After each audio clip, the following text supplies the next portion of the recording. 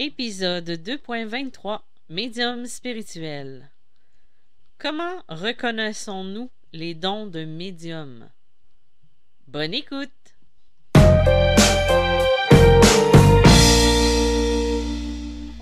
Bonjour, bienvenue dans ce nouvel épisode de Médium spirituel. Mon nom est Isabelle B. Tremblay, je suis auteure, médium, conférencière dans le domaine de la spiritualité et de la médiumnité et je suis votre hôte pour les prochaines minutes. Aujourd'hui, je vous parle d'un sujet que j'aborde continuellement, mais j'avais envie de l'aborder d'une autre facette un petit peu. C'est souvent une question qui revient. Comment savoir si on est médium ou reconnaître les dons qu'on va avoir? C'est sûr que j'explique souvent qu'est-ce que la clairsensibilité, qu'est-ce que la clairsensibilité, clairconnaissance, clairaudience, télépathie, clairconnaissance. Je pourrais vous en nommer. Il y a la capacité de ressentir au niveau du nez, les odeurs. Ça peut être... Il y a différentes façons et différentes capacités que chacun de nous a en lui. Ça, je vous apprends rien. On est tous différents. Et il y a aussi la belle phrase, même moi je l'utilise, on est tous médiums, jusqu'à un certain niveau. Il y en a qui sont faits comme mission de l'enseigner ou d'être des intermédiaires pour les autres, et tu as ceux qui l'utilisent dans leur vie courante, mais que ce n'est pas nécessairement en lien avec un projet de vie ou une mission de vie qu'ils ont à accomplir. Par contre, qu'est-ce qui va faire qu'on va se dire « je suis médium » ou « j'ai des dons de médiumnité » ou « j'ai cette capacité-là ». Moi, je préfère parler de capacité parce que je pense que, oui, chacun de nous, on a des capacités au fond de nous. Il suffit après ça de le développer. Et il y avait quelqu'un qui avait écrit sur le groupe sur lequel je suis, si je ne me trompe pas, est-ce que c'était possible de le développer soi-même ou on était obligé de faire appel à quelqu'un? On n'est pas obligé de faire appel à quelqu'un. Par contre, c'est sûr que c'est plus facile d'avoir quelqu'un qui a passé par notre chemin et qui peut nous guider. Parce qu'une personne, elle ne va pas faire abracadabra et là, tout d'un coup, tous les dons sont maintenant disponibles. Cette personne-là est supposée d'agir comme un phare, comme une personne qui va nous guider, qui va nous envoyer vers le bon chemin. Parce que souvent, quand on le fait soi-même, on y va aussi par essai et erreur et on n'est pas sûr.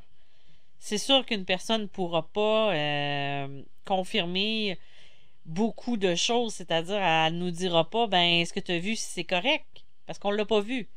Tu sais, si c'est comme une personne me demande, ben, c'est-tu correct? Oui, je vais pouvoir lui répondre si j'ai un ressenti qui est significatif. Si je ne le sais pas, je ne le sais pas, là. J'irai pas lui bullshiter ou lui dire n'importe quoi pour le plaisir d'avoir une réponse, parce que tu as des personnes qui ont des réponses à tout. C'est comme d'autres personnes qui agissent comme des phares, supposément, mais qui jouent avec les peurs des gens et qui vont utiliser cette peur-là pour faire peur, puis pour pouvoir exercer une emprise ou un contrôle sur la personne qui va venir vers elle pour avoir un soutien ou une aide psychologique.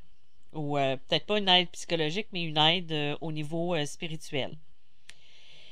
Il y a différentes façons de reconnaître ses capacités ou ses dons. C'est sûr, là, je vais vous donner des petits trucs comme ça à appliquer dans le quotidien ou peu importe, pour reconnaître, voir si vous avez cette capacité-là ou pas. Moi, depuis la tendre enfance, je devine beaucoup de choses. Et moi, je pensais que c'était de deviner les choses, mais c'était les choses que je voyais clairement au niveau de ma clairvoyance. Par exemple, je devinais mes cadeaux de Noël, là, sans pourtant que ce soit des choses que j'avais demandées. C'est là la différence. Je devinais ce qu'il y avait en regardant la boîte. Pourtant, c'était des boîtes carrées, rectangles, des petites boîtes, des grosses boîtes. Je le savais, c'est tout. Comme si j'étais tellement connectée au niveau de ma claire connaissance puis de ma clairvoyance que Mais à ce moment-là, je ne savais pas que c'était une capacité ou un don. Mes parents disaient tout le temps, ah ben c'est ça, elle doit nous entendre. Ou elle doit nous écouter. Mais non, j'écoutais pas. J'avais juste cette capacité-là de deviner ou de voir clair au niveau du cœur. Ben, en tout cas, c'est ce que je crois. Parce que j'ai jamais écouté de conversation, peu importe. Et c'est la même chose quand euh, tu sais, vous allez deviner des situations ou des choses, c'est parce que vous avez une possibilité à être clairvoyante ou à être clair dans ce sens-là. Par exemple, des fois, vous avez l'impression d'entendre parler autour de vous, vous vous retournez, mais il n'y a personne. Ça peut être un signe qu'il y a une clairaudience qui est là, qui est présente, qui est latente. C'est sûr que là, si c'est des voix qui vous disent de faire des trucs qui sont pas super gentils, il y a deux options. Avant de sauter à la conclusion de la clairaudience, c'est bien d'aller vérifier au niveau mental. Ça, c'est sûr que c'est quelque chose que je prévaux. Tu sais, je crois qu'il est important d'aller faire vérifier, là, parce que le cartésien est encore dans ce monde-ci. Hein. Et mais ça peut être ça, ou des fois l'impression d'entendre un bruit ou un son et qu'il n'y a rien. Tu sais, par exemple, cette semaine, j'étais dans mon bureau et j'ai eu l'impression d'entendre sonner à la porte. Mais il n'y avait personne et il n'y a personne qui rentrait. C'était probablement j'étais en train de méditer ou de me mettre dans l'émotion de ma consultation et probablement je me suis connectée à un autre monde au niveau de ma clairaudience, puis le son est venu à moi. C'est la même chose au niveau de la clairvoyance quand on voit des choses ou peut-être des illusions. Moi, je vais vous donner un truc. Ben, peut-être pas un truc, mais un élément qui m'est arrivé. C'est arrivé à quelques reprises, je suis en voiture, je me promène et j'ai l'impression de voir quelqu'un sur le bord de la route ou en train de faire quelque chose. Je le regarde, je remets les yeux sur la route et je remets le regard, je repose le regard au même endroit. Il n'y a personne. Absolument personne. Et il y a peut-être quoi, 10-15 secondes qui se sont écoulées entre les deux événements. Ben, c'est comme si j'avais perçu quelque chose au niveau de ma clairvoyance. Parce que j'aurais pu décrire la personne, j'aurais pu dire qui elle était et finalement, il n'y avait personne. C'est comme des genres de visions où, et non, je ne suis pas folle si vous posiez la question. Peut-être un petit peu, mais pas à ce moment-là. Ou, par exemple, un de ces cas-là, j'avais vu un homme assis sur un banc au travail devant l'usine dans laquelle il travaillait, qui fumait une cigarette avec un t-shirt noir, un jean, il y avait une casquette sur la tête, les cheveux un petit peu longs, bruns. Et je pouvais le décrire parfaitement. Je me retourne, il n'y avait personne. J'étais en voiture. Et je connaissais quelqu'un qui travaillait, puis c'était d'ailleurs chez cette personne-là que je me rendais, qui travaillait dans cette usine-là. Et là, je lui ai décrit la personne, puis tout ça, puis elle m'a dit non, elle a dit, il n'y a personne qui travaille à cette heure-là. Et elle m'a dit, il y a quelqu'un, par contre, qui est décédé à cet endroit-là. Ce qui est venu probablement confirmer ou de dire qu'il est encore présent à cet endroit-là. Ça peut être quelque chose qui peut vous arriver dans le quotidien ou l'impression d'avoir quelqu'un autour de soi. Ça peut être la claire sensibilité aussi. Toujours avoir l'impression de ne pas être seul. De rentrer dans une pièce, que ce soit lourd, que ce soit joyeux, de ressentir les émotions. C'est une forme de capacité, une forme de médiumnité dans un certain sens. Il y a aussi au niveau de sentir les odeurs. Tu sais, par exemple, ça m'est arrivé dernièrement, je suis rentrée chez moi et ça sentait la cigarette. Je ne fume pas et il n'y a personne dans le bloc qui fume. Donc, c'est une odeur qui m'est venue puis qui est partie aussi vite. Et là, j'ai pensé à quelqu'un de décédé que je connaissais et je suis pratiquement sûre que c'était un coucou de sa part. Donc, ça, c'est des petits éléments comme ça qui vont nous aider à reconnaître notre capacité à ressentir les trucs ou de voir, d'entendre, peu importe. Il y a plein de choses comme ça. Et la claire connaissance, c'est souvent de dire des choses qu'on sait pas, mais on sait que c'est ça. Par exemple, moi, ce qui m'arrivait souvent quand j'étais plus jeune, et même encore aujourd'hui, je vais au garage où j'arrive et je dis mon auto est brisée, je sais que c'est ça. J'ai aucune connaissance au niveau mécanique, mais je sais que c'est ça. Puis là, elle va me dire ben non, ça se peut pas, Isabelle, patati patata. Puis là, moi, je reste bloquée sur cette idée-là parce que même si je ne connais absolument rien à la mécanique, je sais que c'est ça. Et finalement, c'est ce qui est arrivé exactement avec mon ordinateur. Je me suis acheté un ordinateur au mois de janvier parce que l'ancien a brisé. Et quand je lui ai... il y avait un souci avec mon ordinateur et moi, j'ai su tout de suite ce que c'était. J'ai téléphoné à la personne à qui je l'ai acheté, qui est une boîte informatique. Et là, j'ai dit, il y a ça qui fonctionne pas. La personne m'a répondu, mais non, tu connais pas ça, patati patata. Puis là, il me dit, en tout cas, tout ça, il est venu regarder. Finalement, non, c'est pas ça. Là, il fait les mises à jour, patati patata. Il dit, non, ça l'a pas fait, c'est correct. Là, finalement, ça recommence à le faire. Puis là, je le savais, j'ai encore dit, j'ai dit, c'est telle affaire.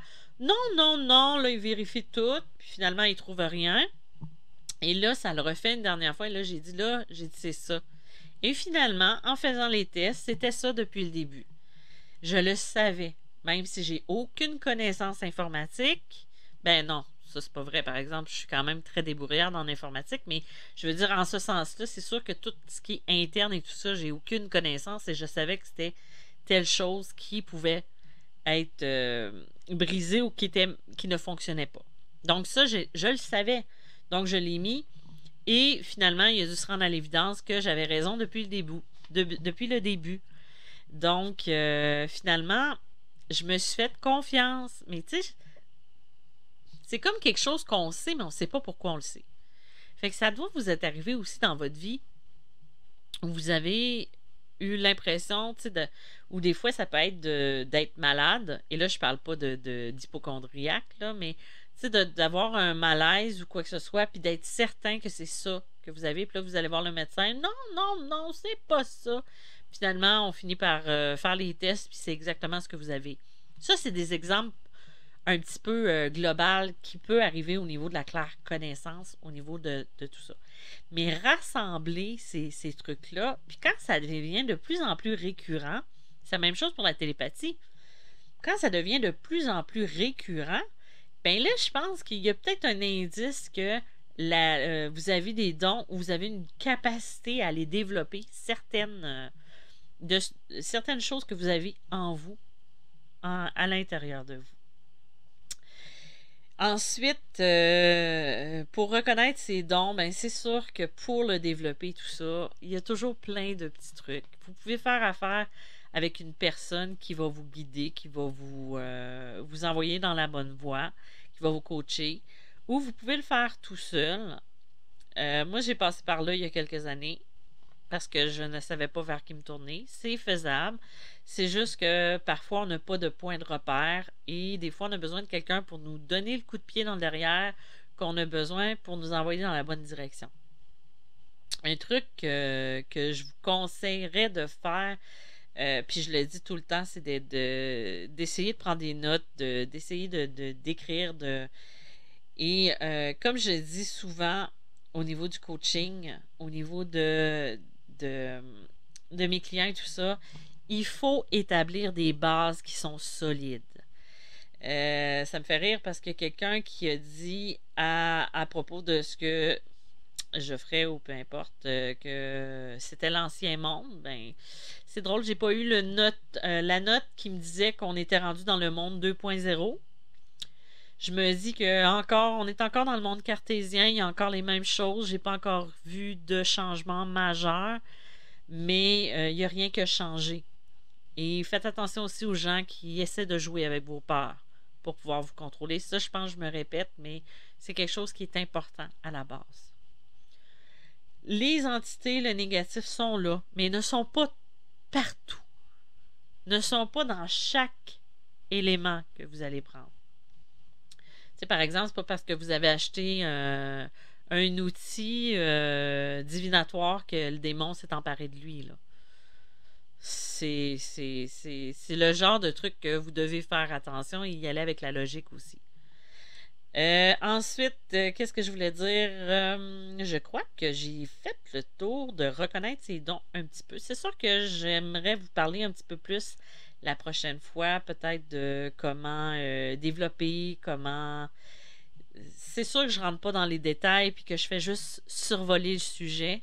Si vous en voulez un petit peu plus d'avantages, ben c'est sûr que le prochain livre que je vais sortir va être vraiment sur le sujet et va être va être beaucoup axé sur des exercices, sur le développement et tout ça, mais je n'ai pas encore totalement terminé. Il m'en reste pas gros, mais je manque de temps un petit peu et c'est ça. Donc, voilà.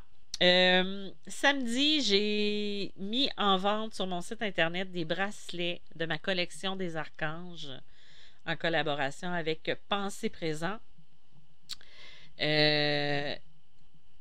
Si vous décidez de venir vous en procurer un sur mon site internet, là-dessus, il va être inclus avec le bracelet une prière de protection canalisée par mes soins qui va être pour chaque archange. Donc, j'ai le bracelet Michael, le bracelet Gabriel, le bracelet Uriel et le bracelet Raphaël qui sont disponibles. Ils sont à la prévente, mais ils vont être envoyés à partir du 5 mars. Donc, si vous voulez vous en procurer un, si vous voulez un pourcentage de rabais à l'achat du bracelet, vous entrez le code podcast 2021 pour vous prévaloir du rabais pour acheter le billet. Pas le billet, mais le bracelet. Donc voilà, podcast 2021, podcast 2021. Donc, je vous dis merci encore une fois d'avoir été présent. J'adore vous lire. Je vous réponds à chacun. Donc, allez voir vos courriers indésirables, s'il vous plaît, pour pas que vous soyez en colère parce que je ne vous ai pas répondu. Donc, voilà. Je vous dis merci, à bientôt et on se reparle. Bye bye!